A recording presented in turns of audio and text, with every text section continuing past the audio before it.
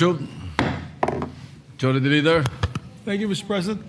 If our distinguished colleague, Senator Tulfo, is ready, Mr. President, for his amendment, I believe he has a committee amendments that he wants to introduce into his bill.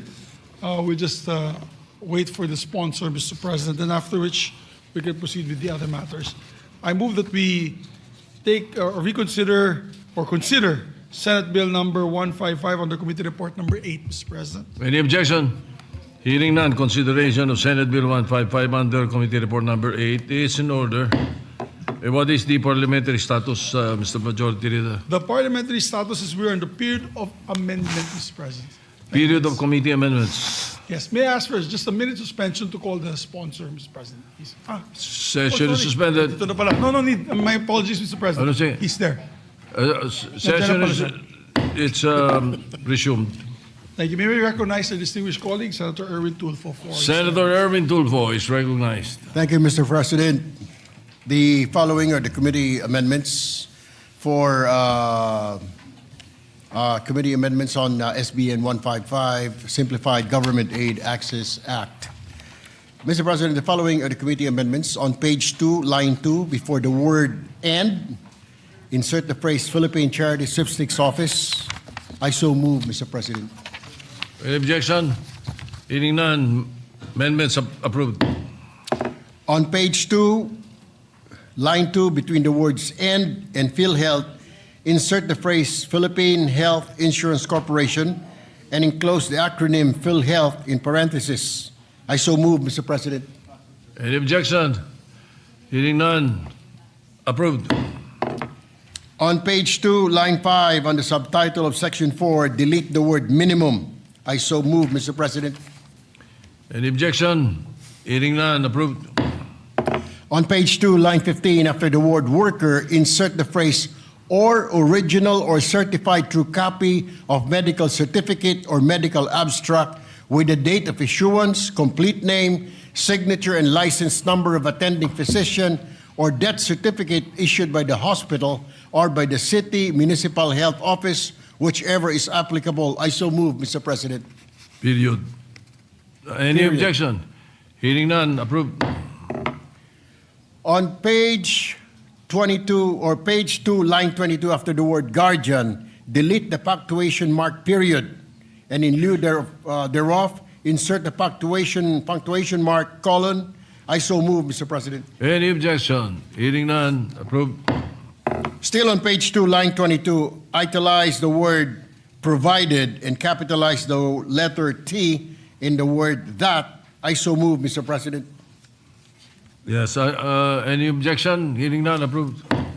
On page 2, line 29, after the word act, insert the phrase and in accordance with Republic Act number 11032, otherwise known as the Ease of Doing Business and Efficient Government Service Delivery Act of 2018. I so move, Mr. President. Any objection? Hearing none, adopted. On page 3, line 1, transpose the phrase as amended after the phrase also known as the Anti-Red Tape Act and insert the phrase by Republic Act number 11032, otherwise known as the Ease of Doing Business and Efficient Government Service Delivery Act of 2018. I so move, Mr. President. Any objection? There being none, the amendments approved. Still on page 3, line 6, delete the word in figure 30 and in lieu thereof, insert the word and figure 60. I so move, Mr. President. Any objection? Hearing none, amendments approved. On page 3, line 8, before the acronym DILG, insert the phrase Department of Interior and Local Government and enclose the acronym DILG in parentheses. I so move, Mr. President. Any objection? Hearing none, adopted. And on page 3, line 21 now, after the word its, insert the word complete. I so move, Mr. President. Any objection? Hearing none, amendments adopted, approved. There are no further committee amendments, Mr. President. Thank you. Majority Leader. Thank you, Mr. President. We move to close the period of committee amendments, Mr. President. Any objection? Hearing none, period of committee amendments terminated. Thank you, Mr. President. But we cannot close the period of amendments just yet, as some of our colleagues would like to propose amendments on Monday. So therefore, the suspend. parliamentary status, therefore, would be the period of individual amendments. That's correct, Mr. President. All right. So I move to suspend consideration of the measure. Hearing no objection, consideration of the measure is suspended. Mr. President, we have a sponsorship.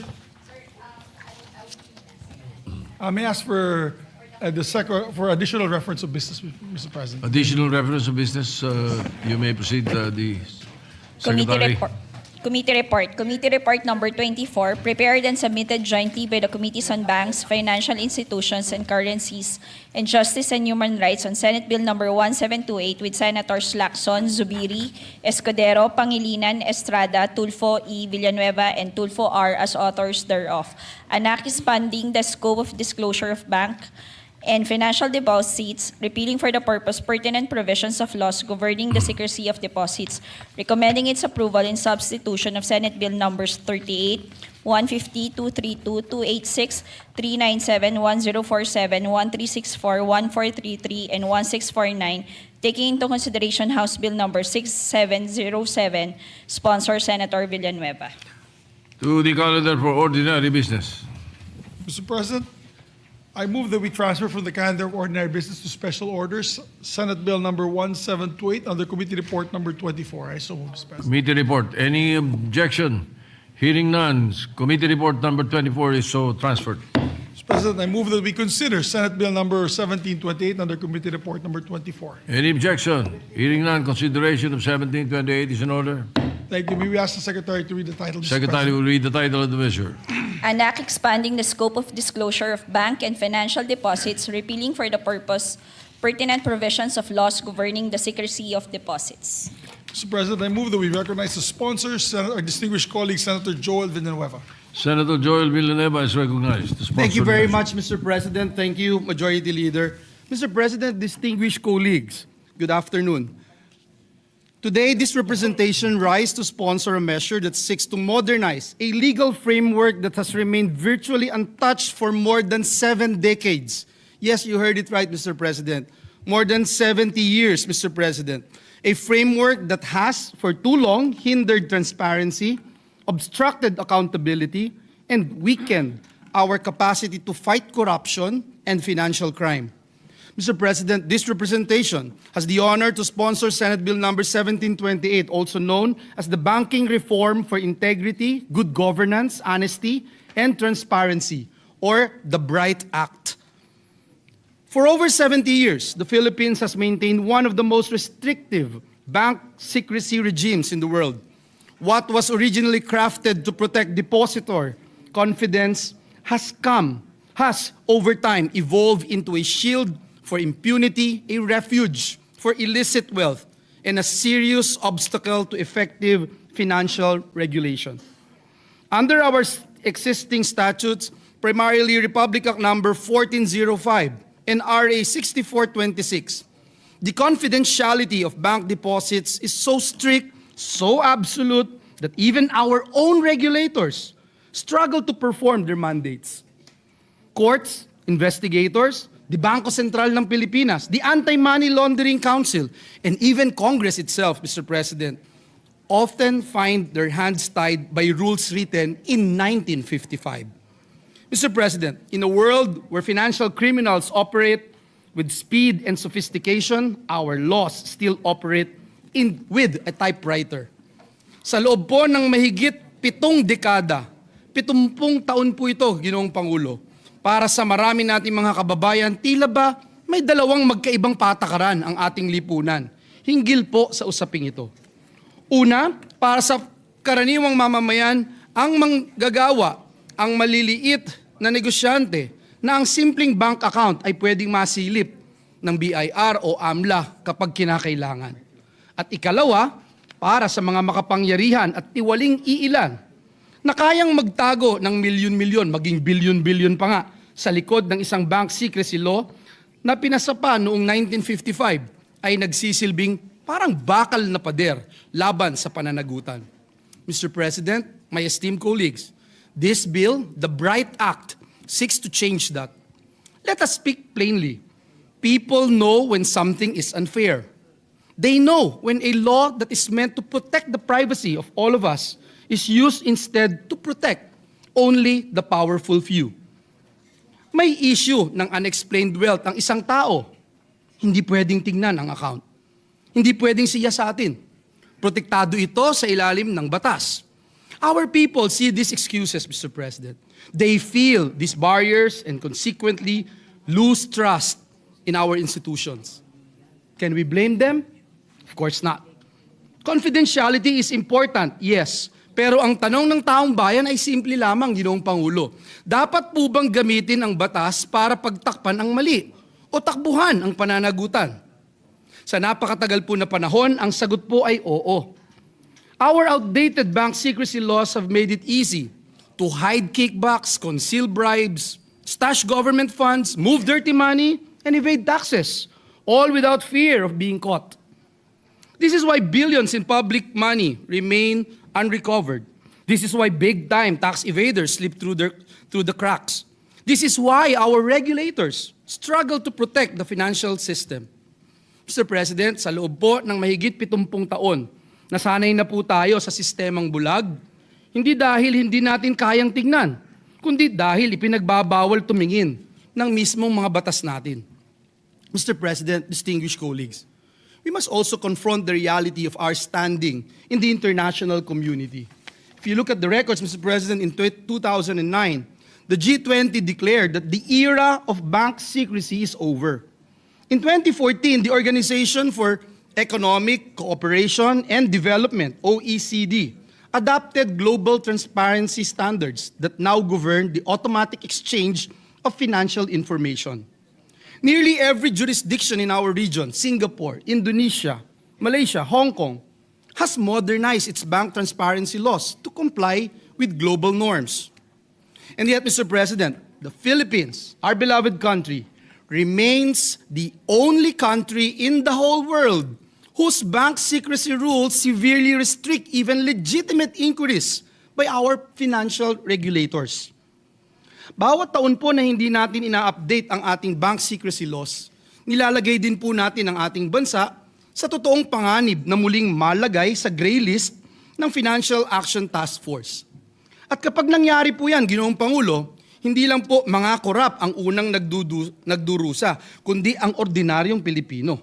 Ang mga OFWs na nagpapadala ng salapi sa kanilang pamilya na posibleng tumaas ang remittance fees. Ang mga small business owners na nag-a-apply ng loan nahaharap sa mas mahigpit na scrutiny at mas mataas na compliance costs.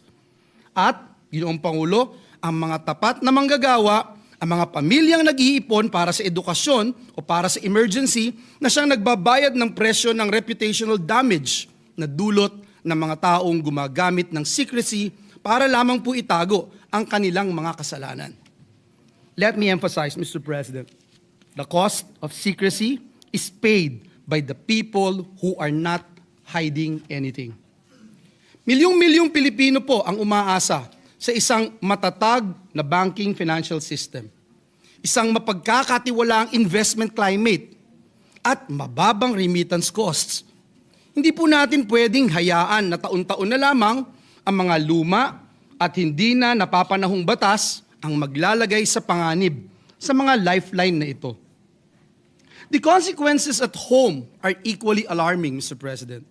The Department of Finance estimates that our outdated secrecy regime results in billions of pesos in revenue losses annually due to untraceable tax evasion. The IMF, or International Monetary Fund, in its assessments to the Philippine financial sector, has repeatedly warned that our strict bank secrecy rules hamper effective supervision and may impair financial stability.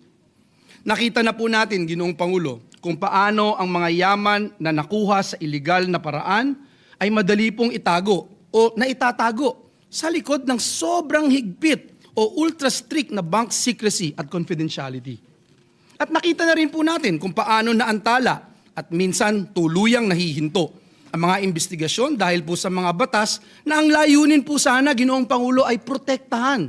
Protektahan ang mga tapat at marangal na depositor na nagagamit din bilang kanlungan ng mga tiwaling opisyal, mga money launderer, mga nagpopondo ng iligal na droga, at mga mapagsamantalang mandaraya. Sa huli po, ang naagrabyado po rito ay hindi ang may kasalanan, kundi ang karaniwang manggagawa at pamilyang Pilipino na naniniwala sa patas at malinis na sistema. Mr. President, we cannot continue to allow secrecy to be weaponized against the Filipino people. This bill, Mr. President, the BRIGHT Act, proposes not wholesale disclosure, Mr. President, but measured transparency under very specific, legitimate circumstances. Deposits remain confidential as the general rule and may be examined only under conditions explicitly defined in the law. Among these legitimate purposes are investigations by the courts, inquiries by Congress, including impeachment proceedings, investigations conducted by the Office of the Ombudsman, supervisory examinations by the BSP, inquiries by AMLA, BIR, and specific financial regulators, lawful access for the settlement of estates of deceased depositors, and voluntary authorization by the depositor. Each request must follow clear procedures, subject to safeguards provided by the Act and consistent with the Data Privacy Act. With the passage of this measure, Mr. President, for the first time in 7 decades, the Filipino people will know when public officials live beyond their means.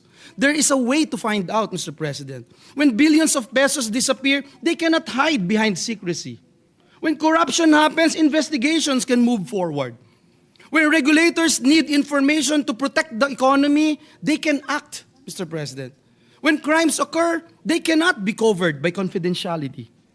Sinasabi po ng panukalang batas na ito sa sambayan ng Pilipino, wala pong exempted sa katapatan. Walang privilege sa katotohanan. Mr. President, we are mindful of the burden placed on banks and non-bank financial institutions.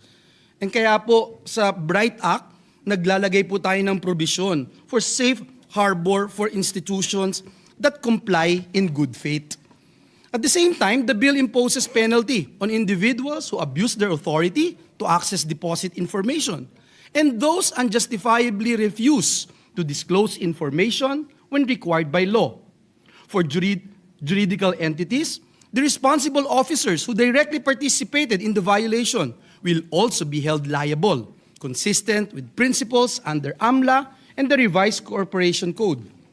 This ensures accountability, Mr. President, not only at the institutional level, but also at the personal level.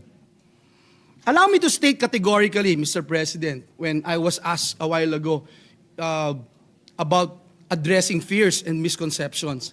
This bill, Mr. President, does not grant unfettered access to anyone's bank account.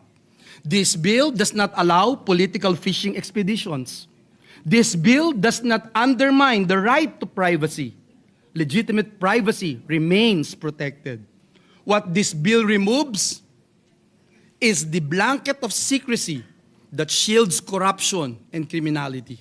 Mr. President, let this representation address our honest depositors, ang ating pong mga ordinaryong manggagawa, ang ating mga OFWs, ang ating mga small business owners, ang ating mga senior citizens at retirees with deposits.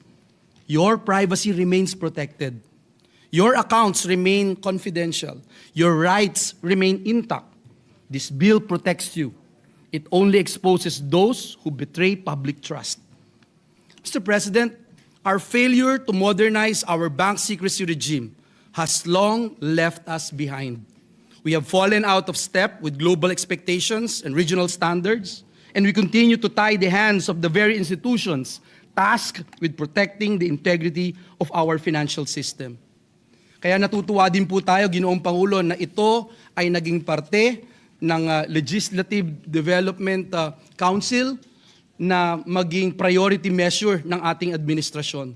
The BRIGHT Act is not merely a compliance measure, Mr. President. It is a governance reform, an anti-corruption reform, and a national integrity reform.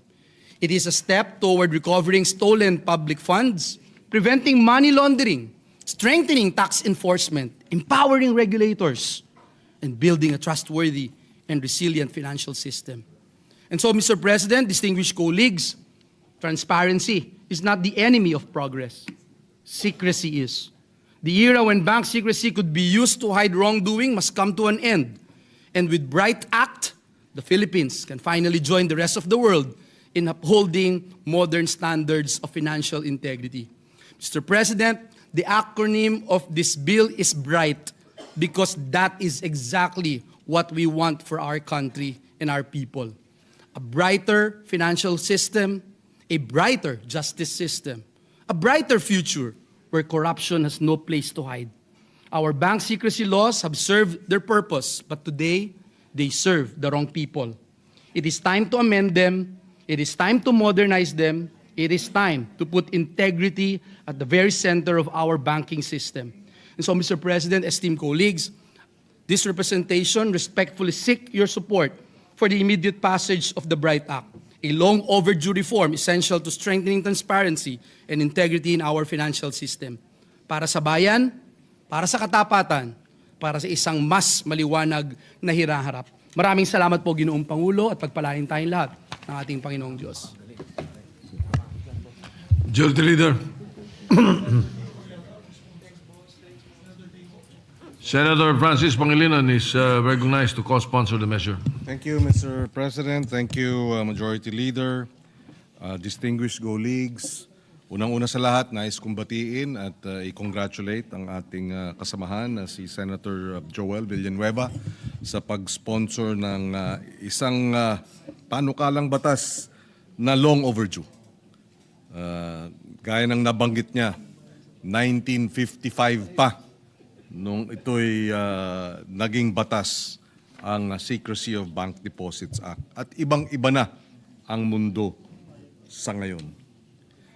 Nakatindig tayo ngayon, mga kasamahan natin sa Senado, para i-co-sponsor ang isang solusyon kontra korupsyon. Isang panukalang pahihirapan ang pagnanakaw sa kaban ng bayan at padadaliin ang paghuli sa mga magtatangka. Ang Banking Reform for Integrity, Good Governance, Honesty, and Transparency o Bright Act. Mas madali na po mahuhuli ang mga salarin dahil pag naipasa ang batas na ito, mas madaling follow the money. Nilalayo ng panukalang ito na palawakin ang saklaw ng pagsisiwalat sa mga bank at financial deposits. Gusto rin nitong ipawalang bisa ang mga lumang probisyon ng bank secrecy law. Sa loob ng 70 taon, halos ganap ang bank secrecy sa ating bansa. Makabuluhan ito noong isinabatas noong 1955. Ang layunin noon ay kumbinsihin ang mga kababayan natin na magtiwala sa mga bangko, na huwag mag-impok sa kanilang mga aparador, baul o lata o di kaya sa kawayan o kaya sa ilalim ng kama.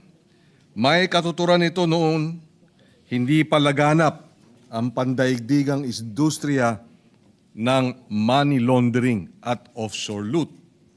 Pero wala na itong ibig sabihin ngayon.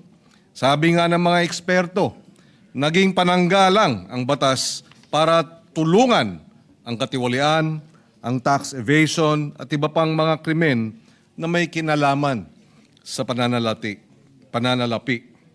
Ngunit, kalakip dapat sa pagpasa natin sa panukalang batas na ito ang masusing lifestyle check upang mas madaling makikita o masusundan ang pera na maaring mahantong sa pagpapaliwanag din ng unexplained wealth. Kinakailangan ding paigtingin ang investigasyon at ang agarang pagsasampa ng mga kaso kasabay ng mga reformang magwawakas sa hindi katanggap-tanggap na kalagayan ng mga nakabingbing mga kaso na inaabot hindi lamang ng mga maraming taon, hindi lamang ng dekada, kung hindi ng maraming dekada. Hanggat nananatiling mabagal at hindi tiyak ang hustisya, Nawawalan ng bisa ang deterrent effect ng batas at patuloy na lumalakas ang loob ng mga lumalabag dito. Mabuting pag-aralan kung may sasama ang mga nakatagong ari-arian katulad ng shell companies, ang ikangay paglalaban ng pera sa kasino at kahit na sa crypto, hindi pa rin magbabayad ang mesala. Dahil sa maraming anomalya sa gobyerno, sinasagot natin ang mga tanong ng mga legal na kasangkapan para ika nga ay, nabanggit ko kanina, masundan ang pera. Follow the money. Masundan at mabawi. Tulad ng mga pinakamalilinis na bansa sa mundo sa usapin ng katiwalian, Denmark, New Zealand, at ang kapitbansa nating Singapore, lahat sila pinapayagan ang mga regulator at mga otoridad sa buwis na bulatlatin ang mga nakatagong lihim sa mga bangko kapag hinihingi ng public interest. Mga kasama, hinihingi ko ang inyong suporta para sa Bright Act, isang napakatagal ng hinihinging upgrade, ika nga, ng isang kritikal na bahagi ng ating depensa kontra korupsyon, kontra tax evasion. Maraming salamat at we urge our colleagues to for swift passage, support for swift passage of this measure. Majority Leader. Thank you very much, my distinguished colleague, Senator Kiko Pangilinan. Mr. President, to allow our colleagues to study this measure further, I move to suspend consideration of the measure. Any objection? Hearing none, consideration of the measure suspended. Thank you, Mr. President. Mr. President, may we recognize our distinguished colleague, Senator from Tarlac and Pampanga, no other than Senator Rodante Marcoleta, to avail of the privileged hour. Senator Dante Marcoleta is recognized. Thank you, Mr. President. Mr. President, I rise today to raise a constitutional alarm. We are witnessing an unusual situation in our bureaucracy today. At a time when local unrest and tumultuous global headwinds threaten the well-being of our kababayans, a growing number of crucial government agencies are being led not by duly confirmed cabinet secretaries, but by officials merely serving in an acting capacity. And this brings us to a disturbing reality in our bureaucracy today. Mr. President, what is at stake is not merely the reputation of individuals, but the integrity of our public institutions. As we speak, several key government agencies are being run by acting secretaries, officials who wield immense power, control billion-peso budgets, and approve critical infrastructure projects, yet have not undergone confirmation. These agencies include 1, Office of the Executive Secretary, Department of Finance, Department of Public Works and Highways, number 4, Department of Justice, number 5, Department of Budget and Management, 6, Department of Environment and Natural Resources, 7, Department of Transportation, and the last, the Presidential Communications Office. Hindi ito mga maliliit o mga basta-bastang ahensya, Mr. President. These are core institutions of our government. They control our money, they enforce our laws, they build our infrastructure, they defend sovereignty. They speak for the President and the Republic. They are alter egos of the President. Nevertheless, they are run by officials whose appointments or nominations have never been submitted to the Commission on Appointments for confirmation. Why does this matter, Mr. President? Because the Constitution did not leave this to discretion. Section 16, Article 7 of the 1987 Constitution provides, and I quote, "The President shall nominate and with the consent of the Commission on Appointments appoint the heads of the executive departments, ambassadors, other public ministers and consuls or officers of the armed forces from rank of colonel or naval captain, and other officers whose appointments are vested in him in this Constitution. The Constitution is very clear, Mr. President. It compels the President to nominate or appoint heads of executive departments, among others, and submit their appointments to the CA. The word shall makes it mandatory, not optional, restrictive, not permissive. Yet this constitutional command is being defied. Let me be precise, Mr. President. There is nothing inherently illegal about an acting secretary. The law allows it. The continuity of the government demands it, but what is dangerous is when acting becomes permanent by design. Our acting secretaries have been running major cabinet departments for months on end. Some for 2 or 4 months now, and one for over half a year. And up to this day, Mr. President, none of their appointment letters have been transmitted to the CA. Needless to say, the delay is not on the part of the CA. We cannot confirm what is never submitted. If Malacanang does not transmit the appointments, the Constitutional Commission is made powerless. Under the rules of the Civil Service Commission, enacting capacity entails not only the exercise of the ministerial functions attached to the position, but also the exercise of discretion, since the person designated is deemed to be incumbent of the position. They can issue policies, approve projects, sign contracts, and approve expenditure of public funds. They wield all the authority of permanent secretaries while evading constitutional scrutiny and consent. Mr. President, the Constitution envisions a system of checks and balances, not convenience and circumvention. The Commission on Appointments was precisely restored under the 1987 Constitution to prevent the danger of allowing key positions to be filled without scrutiny, accountability, or constitutional restraint. We need to ensure that those entrusted with immense power are fit, competent, and worthy of public trust. Thus, the rigorous deliberations conducted by the Commission,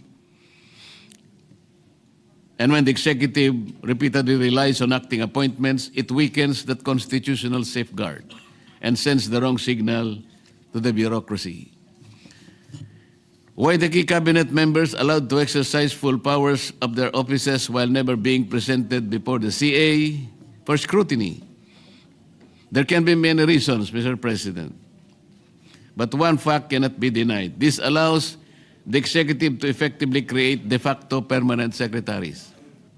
This turns temporary designations into a tool of permanent power.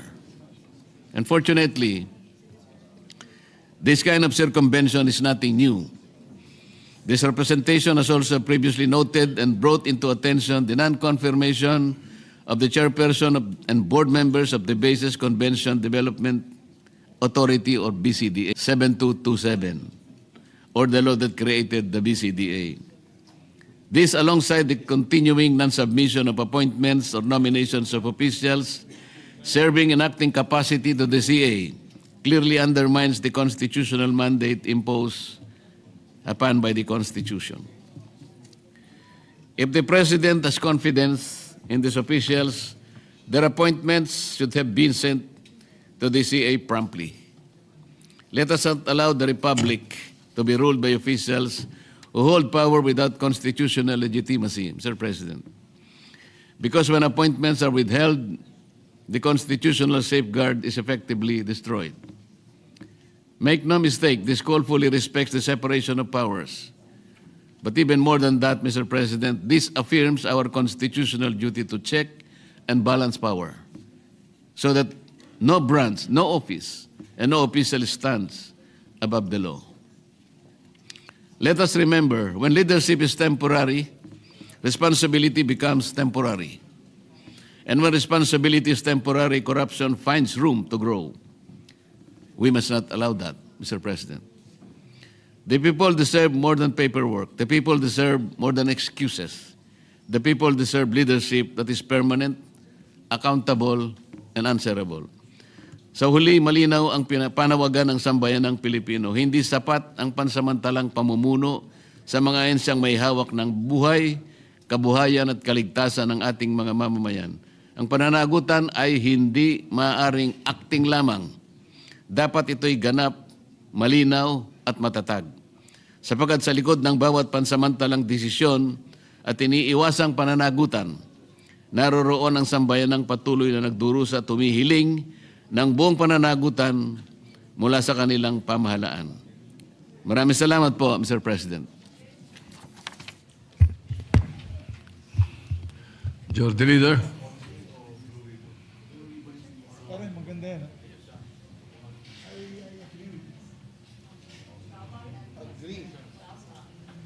Thank you very much, Mr. President. We'd like to congratulate Senator Rodante Marcoleta for very good points being made. Tama po yan, Mr. President. Yung under our rules in the Commission on Appointments, when a secretary appointee has been bypassed 3 times, then the Commission on Appointments must decide whether to accept him or reject him. On the third time. On the third time. However, maganda pong punto pinalabas po ni Senator Marcoleta, sila po in acting capacity. Wala po silang ad interim appointment coming from Malacanang. Therefore, Yes. there's nothing to act on. And Well, therefore, let's place that on record so that the public is watching. When a presidential appointee is appointed into a cabinet position, when Congress is not in session, it is called an interim appointment. yes. When a cabinet position or person is appointed into the cabinet, when Congress is in session, it is only in an acting capacity. Yes. So it is correct, the point being raised by Senator Marcoleta. And I distinctly remember for a number of years, I would like to check how many years it was that Secretary Raul Gonzalez was Secretary of Justice for forever, but never submitted to the Commission on Appointments. Yes, Huh? Mr. President. Always ad interim. And I think the crafters of the Constitution try to be sure about the checks and balances of government by having the person or these appointees go through the Commission on Appointments, Mr. President, to look at their background, to look at their fitness for the position. So, Are there any recommend. interpellations, maybe I recognize Senator Senator, the President Pro Temp, Senator Ping Lacson is recognized. Thank you, Mr. President. If the distinguished gentleman from Pampanga and Tarlac will yield to maybe 1 or 2 questions. Yes, Mr. President. First, I'd like to associate myself, because this has been lingering for quite some time, and there's so many session breaks that I remember Secretary Dizon has been acting secretary, and during a lunch meeting with Secretary Recto, acting Secretary Recto, acting Executive Secretary, I even reminded him, sabi ko sa kanya, Ralph, mag-re-resume na yung session namin. Kailangan humingi na kayo ng ad interim appointment para ma-take up kayo ng Commission on Appointments. Pag inabot kayo ng session, resumption ng session, you will just be nominated and you cannot perform unless confirmed. So my question, Mr. President, is, in terms of authority and mandate, ano po ba ang difference ng full-time secretary and an acting secretary? Mr. President, pareho lang po yung kanilang gawain, pareho rin ang kanilang pananagutan, ngunit ang pinag-uusapan po yung pagiging opisyal sana, hindi magiging temporary, hindi acting sana, para sa ganon ang kanilang gawain po sana ay palaging nakasalig po sa kagustuhan ng ating saligang batas. Kaya po nangangamba po ang representasyon na ito kung puro acting po, lalabas po silang overacting lahat pagdating ng araw, Mr. President. In other words, a full-time secretary can perform some long-term policy planning and direction, while an acting secretary, since temporary, short-term lang yung kanyang policy. Yes, Mr. President. May I interject? As far as I recall, an acting secretary may not appoint anyone in his cabinet. That's the way I recall it, and I don't think he is allowed to sign for a certain amount of budget or funds. That's why an ad interim appointment is important. That's how I recall it. I can stand corrected later on. I think that is correct, Your Honor, Mr. President. There is some kind of limitation when a secretary has been appointed in an acting capacity. There are several conditions that attach to it, and sometimes he cannot perform some of the things that are within his jurisdiction. That's why, Mr. President, I'm wondering why Malacanang has not issued ad interim appointments. Because as mentioned by the distinguished gentleman from Tarlac, marami to, DOTR, DPWH, Executive Secretary, Department of Environment and Natural Resources, Department of Budget and acting lang talaga si parang OIC lang si Yosek Toledo because career. Secretary of Finance, at least 7 PCO, at least 7 cabinet secretaries are in acting capacity. So I wonder why Malacanang, in spite of, I've reminded even Acting Secretary Bida during the last Blue Ribbon hearing. I approached him, you better remind Secretary Recto about our conversation that you should be given ad interim appointments because we'll be resuming session on Monday. I remember telling him that.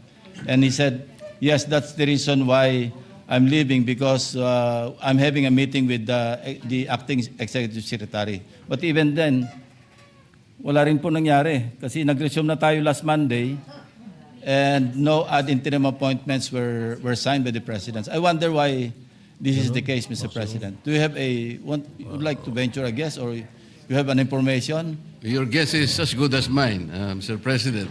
The Anyway- graver problem is the CA cannot even act on its constitutional duty because they cannot be confirmed even if the President would like it to be so because the CA cannot confirm a secretary who is in an acting capacity. CA can only confirm secretaries who are designated with an ad interim capacity. So we will be facing a dilemma, Mr. President, that whether Malacanang would submit their names, but these are all in acting capacity, I don't think the CA can act on them because they are not in ad Being interim submitted, capacity, yes. Mr. President. Based on a Supreme Court decision, a cabinet official who is in an acting capacity may only serve for 1 year. There is a Supreme Court decision to that effect. And then what would happen would be circumvention if they are appointed again in an acting capacity and avoiding the commission on appointments. Now, may we know how many? I hate interpolating from the chair, no. But in as much as you are discussing it already, may we know how many cabinet officials are now in an acting capacity? As I mentioned, Mr. President, at least 8. What about the DENR? Also, the DNR is included, Mr. President. I guess he will be the victim of the three-strike policy that the CA has Because he was already... bypassed twice. Nakadalawa na kasi, Mr. President. Yes, so he was bypassed twice. The second bypass was in December. All right? Now, was he appointed after No. that? He should have been appointed in ad interim capacity. So what is Before, there is no secretary of the DENR right now. Is that correct?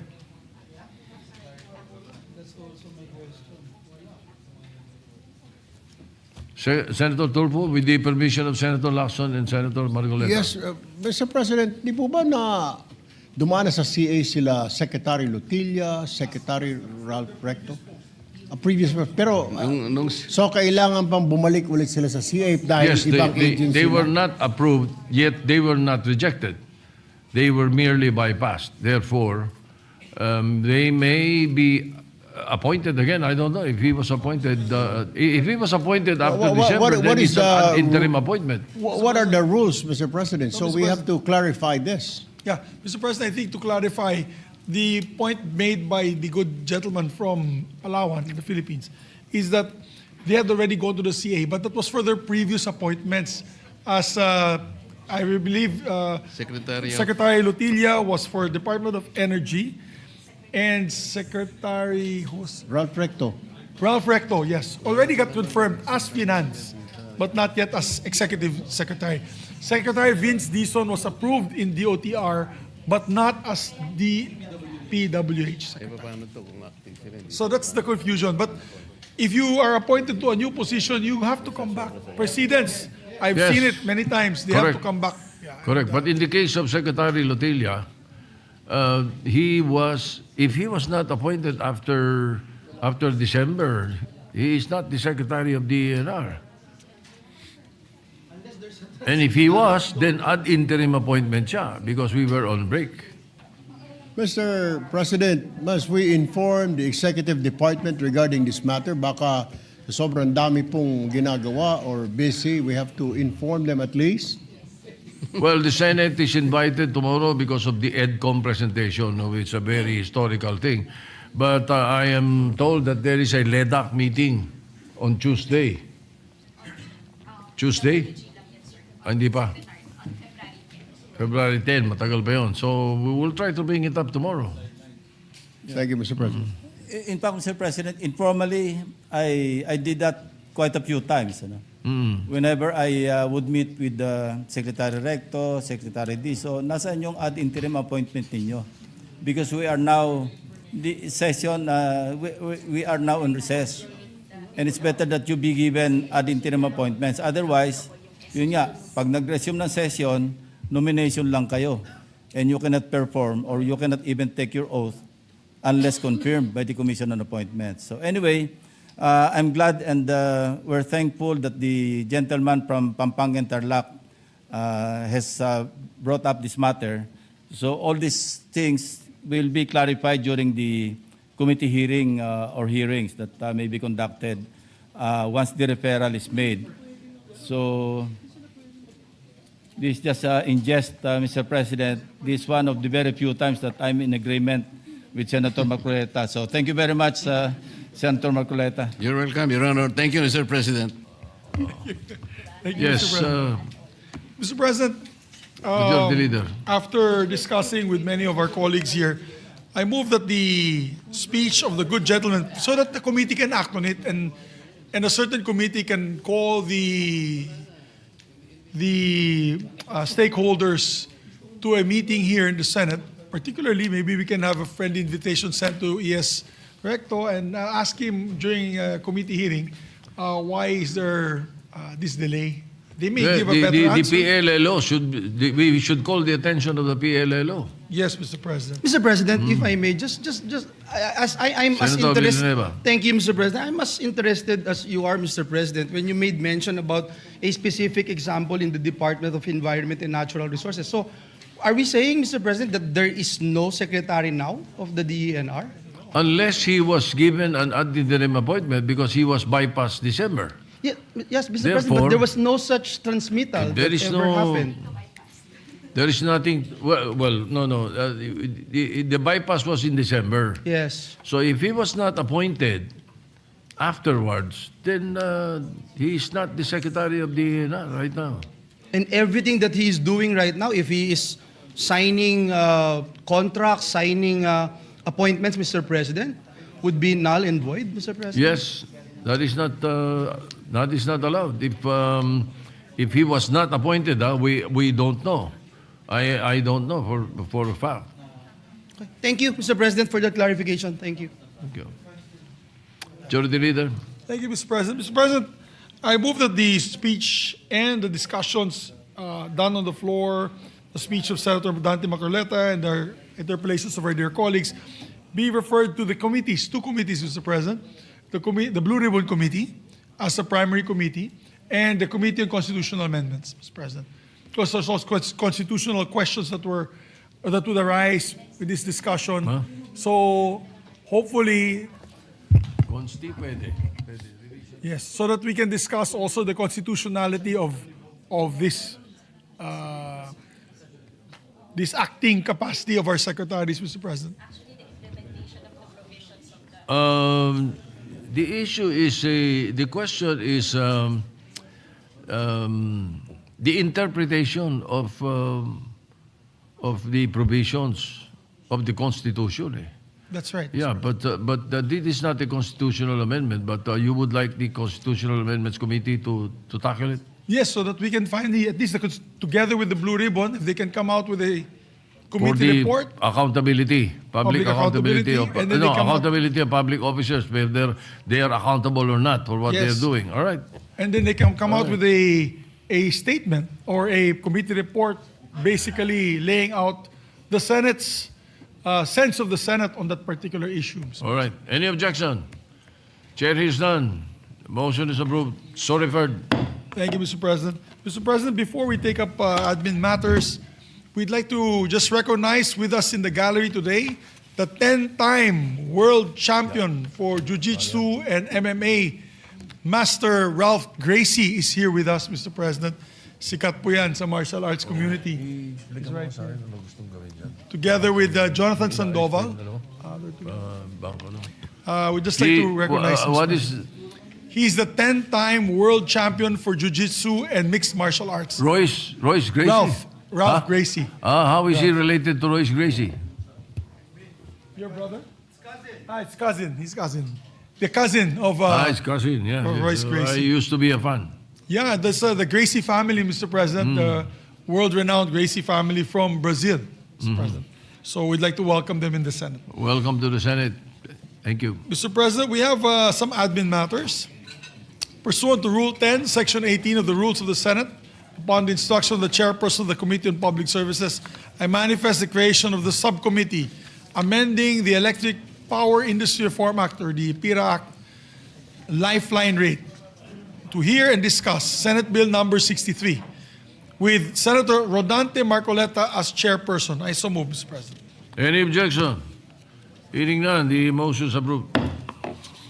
Mr. President, upon the instructions of the chairperson of the Committee on Civil Service and Government Reorganization, I manifest the creation of the subcommittee amending Republic Act 7836, or the Philippine Teachers Professionalization Act of 1994, and to discuss Senate Bill numbers 52, 308, 547, 1191, and 1466, with Senator Sherwin Gatchalian as chairperson of the subcommittee. So move, Mr. President. Any objection? Hearing none, the manifestation is noted. Mr. President, I move to change the primary committee referral of the following bills from the Committee on Rules to the Committee on Justice and Human Rights. Senate Bill number 1594, Senate Bill number 1595, Senate Bill number 1596, and Senate Bill number 1613. These are the granting Philippine citizenship to these four individuals, Mr. President. Yes, this is primarily the question of Senator Pangilinan earlier. Yes. All right. It appears, Mr. President, that Yes. they've been passed in the House and therefore can now be brought to the proper Yes, that committee. is correct, the correct process, Yes, Mr. nevertheless. Anyway, any objection? Hearing none, the motion is approved.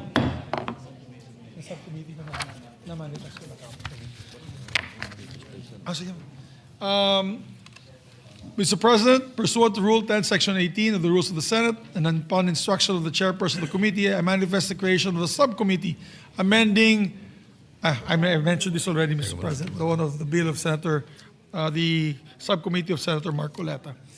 Mr. President, we recognize Senator Robin Padilla for our manifestation. Senator Robin Padilla is recognized. Maraming salamat po, Ginoong Pangulo, at sa ating pinunong mayorya. Maiksi lamang po ito. Nais ko lamang pong tawagin ang pansin ng ating mga kasama patungkol po sa nangyaring sakuna. Isang kahindik-hindik na pangyayari po ang nangyari sa lugar ng pagitan po ng Zamboanga papuntang Sulu. Ito po ay nagkaroon ng paglubog ng isang pampasaherong ferry na MV Tricia Kirsten 3 na pag-aari po ito at pinamamahalaan ng Allison Shipping Lines. Meron po itong 332 na pasahero, 27 crew. Ang namatay po dito ay nasa 18. Kumpirmado po itong namatay.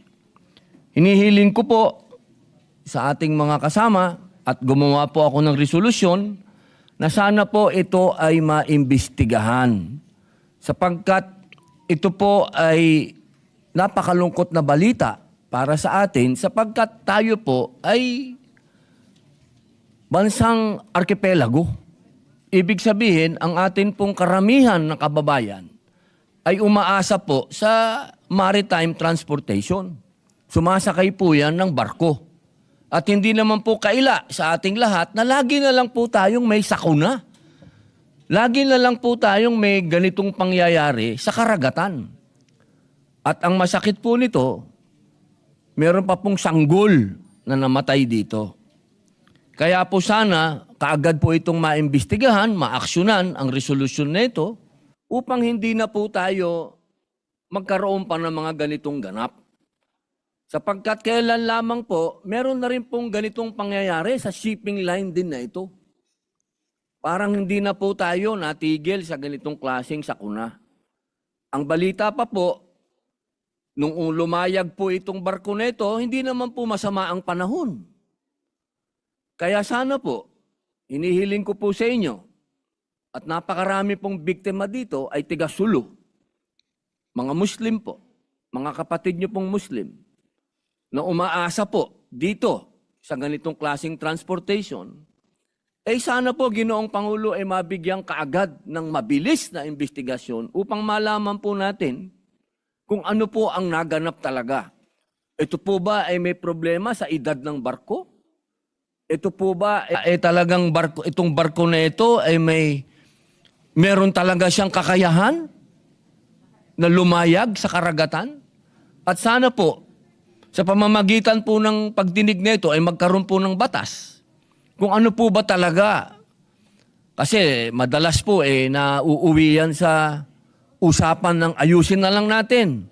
Huwag na natin itong paabutin sa korte. Magkano ba? Kailangan po tayong magkaroon talaga ng batas na talaga para magkaroon po ng pananagutan itong mga shipping lines na ito. Hindi po sa usapin ng lagi na lang areglo. Pero lagi na naman pong mauulit. Ang gusto po natin ay wag na po sanang maulit ito. Yun lamang po. Maraming salamat po, Ginoong Pangulo. Thank you, Senator Padilla.